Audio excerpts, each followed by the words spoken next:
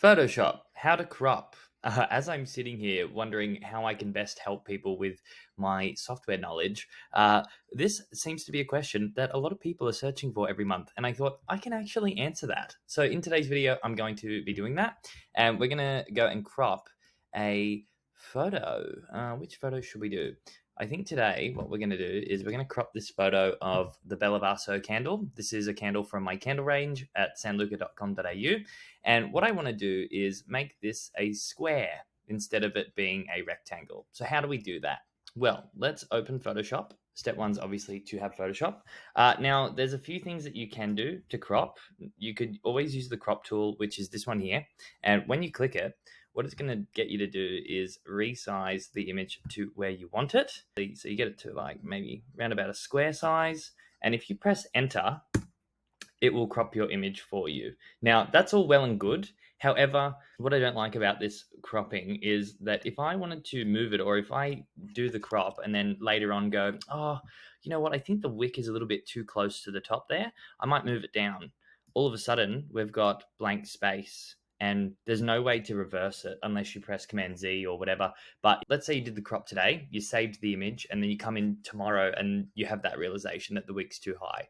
Well, because you don't have the file open in the session, you won't be able to Command Z or undo it, which means now when you move it down, you're always going to have blank space, which is never a good thing. I mean, you can always get around something like that by using a transform, like Command T and then stretching it up. And sometimes, it's not very noticeable, but it kind of distorts the image and it's not really the best way to do things. So instead of cropping, I actually like to resize my canvas so I can move things around. And a good thing to do is to know the dimensions that you're actually looking for. So if I change my canvas size to 1000 by 1000, that I know is a perfect square, right? So proceed. However, I don't lose any of the outside image, which means should I come in tomorrow and think, oh God, that wick is way too close, I wish I could move it down. I can move it down like that. And my image is still being cropped to a square, which is what I wanted originally. And if I save this as a PSD file,